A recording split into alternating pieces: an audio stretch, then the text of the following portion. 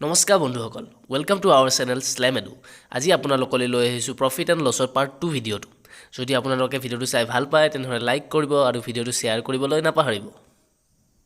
Education কি দিছে? বিক্ৰী দাম 360 টকা, লাভ 12.5%, তেন্তে কিনা দাম হ'ব।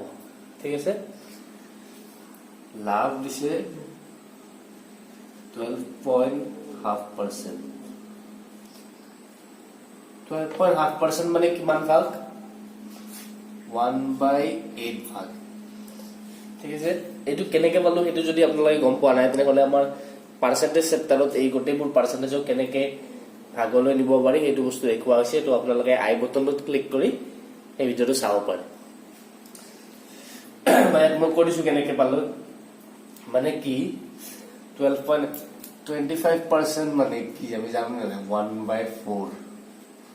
25% বাদ দিয়ক, 50% মানে হল আধা। আপোনালোকে জানে 50% মানে আধা। 50 আধা কি 25% মানে হব ইয়াক 2 দি ডিভাইড কৰা, ইফালে 2 দি ডিভাইড কৰা, কি পাম 1/4। ঠিক আছে, তেনেকৈ ইয়াক আকৌ 2 দি ডিভাইড কৰিলে কি হ'ব 12.5% 1/8। ঠিক আছে, কেনেকে পালো গম পালে আপোনালোকে। তো এনেকুৱা বহুত কেইটা পাৰ্চেন্টেজক ভগ্নাংশলৈ কনভাৰ্ট কৰা ট্ৰিক দেখুওৱা হৈছে আমাৰ পাৰ্চেন্টেজ ভিডিঅ'টোত। সেইটো আপোনালোকে অনুগ্ৰহ কৰি চাই লওক। তো এডুকেশ্যনত কি কৈছে? লাভ কৈছে 12.5% মানে 1/8। 1/8 অফ কি? আমি প্ৰফিট এণ্ড লছ পাৰ্ট 1ত কি কৈছিলো? এইবোৰ লাভ বা লোকচান যিয়ে হওক ইহঁত কিহৰ পাৰ্চেন্টেজ বা কিহৰ ভগ্নাংশ? কিনা দামৰ অফ চিপি। ঠিক আছে, আমি ডাইৰেক্ট CP/8 বুলি ক'ব পাৰো। লাভ হ'ব CP/8। নেক্সট দিছে বিক্ৰী দাম 360 টকা। তো বিক্ৰী দাম আমি কেনেকৈ ওলাব পাৰো? কিনা দাম প্লাছ লাভ, সেইটো বিক্ৰী দাম হ'ব নে নাই? অবভিয়াছলি হ'ব। তো কিনা দাম plus love profit is equal to selling price. কিনা দাম প্লাছ প্ৰফিট কিমান পাইছো আমি? CP/8 is equal to SP. SP কিমান দিয়া আছে? সেলিং প্ৰাইস 30 implies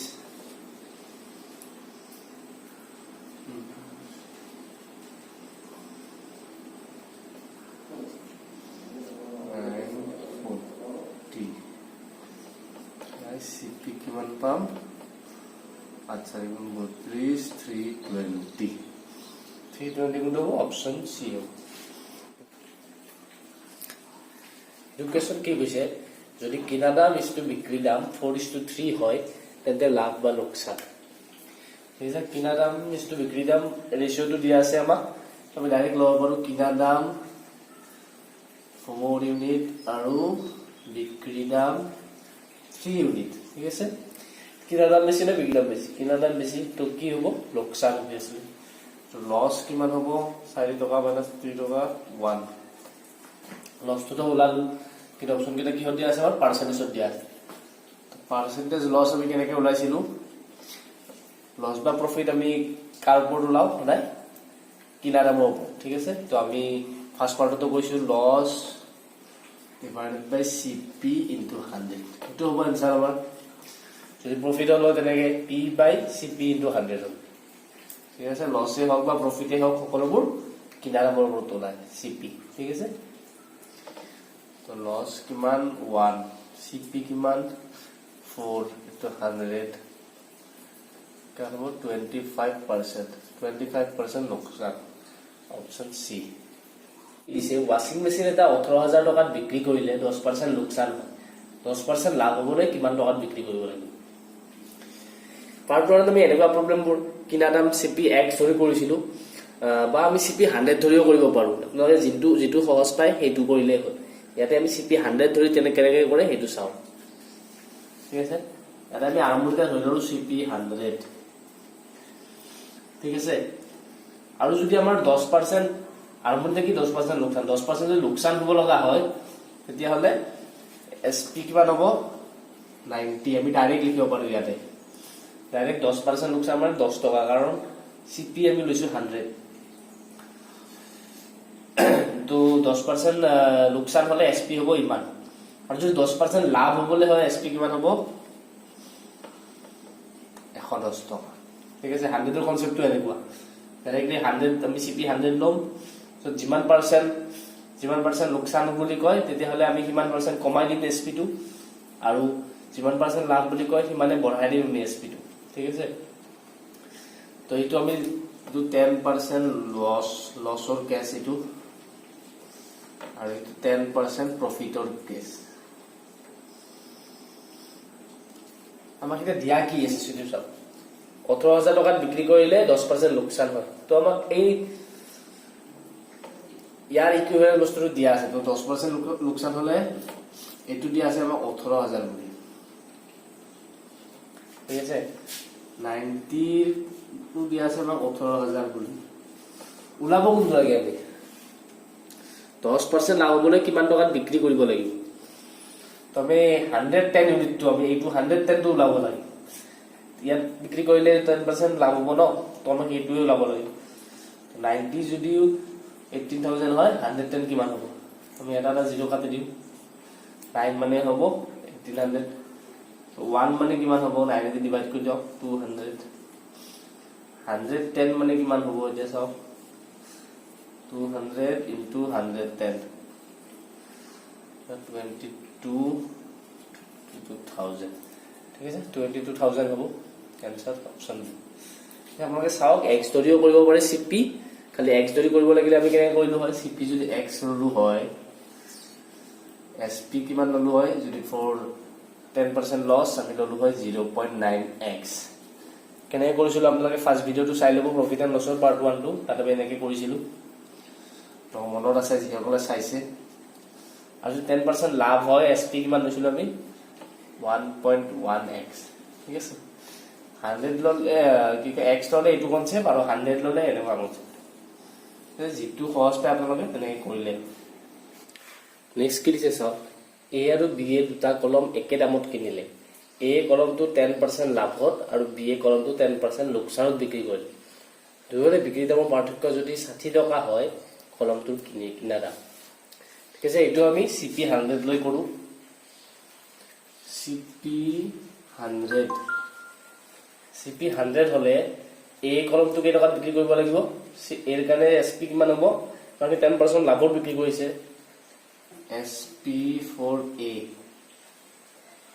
110 10% লাভত বিক্ৰী কৰিছে এই কাৰণে sp হ'ব 110 আৰু b এ কিমানকে বিক্ৰী কৰিছে 10% লোকসানত ঠিক আছে তো b এৰ কাৰণে sp হ'ব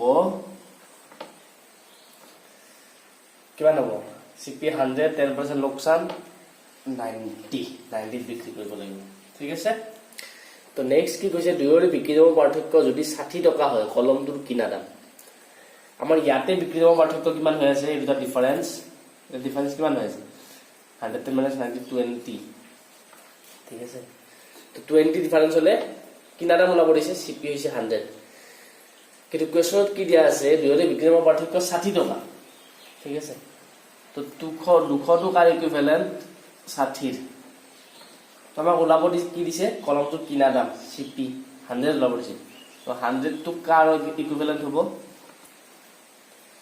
200 আমি কিমান দি মাল্টিপ্লাই কৰিলে 100 পাম 5 তো ইফালে আমি 5 এৰে মাল্টিপ্লাই কৰি দিও কেন হ'ব 300 ঠিক আছে দেখলে কিমান সহজতে ওলাই গল এনসাৰটো কোৱেশ্যনটো ইমান দেখাৰ ইমান ডাঙৰ হলো এনসাৰটো বহুত সহজতে ওলাই যায় আপোনালোকে জাস্ট এই প্ৰসেসটো ফলো কৰক তো এনসাৰ কিমান হ'ব c 300 নেক্সট কি কৈছে ফ্ৰিজ এটা 8900 টকাত কিনি আনতে 100 টকা যাতায়াতত খৰচ গল 20% লাভ কৰিবলৈ কিমান টকাত বিক্ৰী কৰিব লাগে ঠিক আছে ইয়াত যদিও সিপি 8900 টকা আমি এই 100 টকাটো আমি সিপিতে ধৰিম কাৰণ ইয়াত টোটাল খৰচ হৈছে বস্তুটো কিনোতে বা কিনি আনতে কিমান হ'ব সিপি 8900 প্লাস 100 9000 ঠিক আছে 20% লাভ কৰিবলৈ কিমান টকাত বিক্ৰী কৰিব লাগিব আমি আকৌ সিপি 100 লোৱা কনসেপ্টটোকে কৰো ইয়াত সিপি 100 যদি হয় 20% লাভ কৰিবলৈ এসপি কিমান হ'ব লাগিব 120 ঠিক আছে কিন্তু সিপি কিমান হৈছে 9000 সিপি 100 হলে এসপি ইমান তো সিপি 9000 হলে কিমান হ'ব SP ইয়াক কিমানে মাল্টিপ্লাই কৰিছো আমি 90 ৰে মাল্টিপ্লাই কৰিছো ঠিক আছে ইয়াতো আমি SP কিমান হ'ব 120 ক আমি 90 ৰে মাল্টিপ্লাই কৰিম এফালে 90 ৰে মাল্টিপ্লাই কৰিছো 100 ক এফালে 120 আমি 90 ৰে মাল্টিপ্লাই কৰিম 10800 তো 800 কোনটো অপচন আছে অপচন বি কাৰেক্ট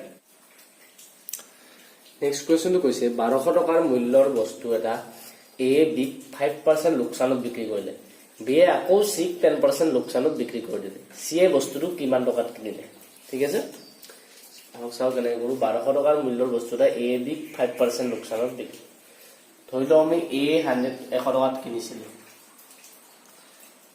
এ 100 টকাত কিনিছে তো সিপি এ আমি 100 ধৰি লও 5% লোকসান হবলে কিমান হ'ব লাগিব SP এৰ বিক্ৰি দাম হ'ব লাগিব 95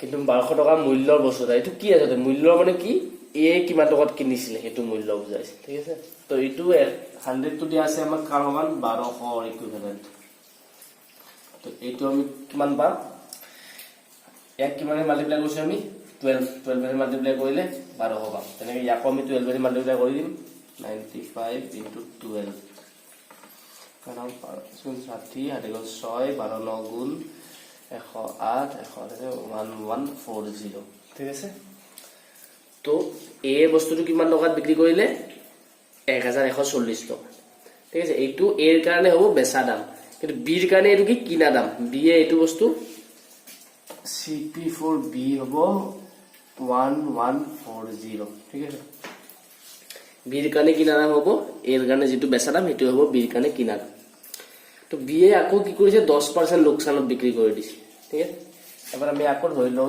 ধৰক বি যদি CP যদি আমি 100 লো 10% লোকসান 10% লোকসান হলে কি হ'ব কিমান বেছি লাগিব বি এ 90 টকা 100 টকাত কিনিলে 90 টকা বেছি লাগিব 100 টো ইটো কার ইকুইভ্যালেন্ট 1140 তো আমি 90 কেনেকে ওলাম 100 যদি 100 টো যদি ইমান হয় তো আমি 90 কেনেকে ওলাম ঠিক আছে তো তাৰ কাৰণে কি ওলাব প্ৰথমতে আমি 1 কিমান ওলাই লম 100 টো হৈছে কার ইকুইভ্যালেন্ট 1140 1 to কার ইকুইভ্যালেন্ট হ'ব 100 ডিভাইড কৰি দিয়ক 11.4 ঠিক আছে তো গতিকে 90 কার ইকুইভ্যালেন্ট হ'ব ইফালে লিখিছো 90 কার ইকুইভ্যালেন্ট হ'ব 114 from 90 0 36 হাতে গল 3 9 গুণ 9 3 12 হাতে গল 1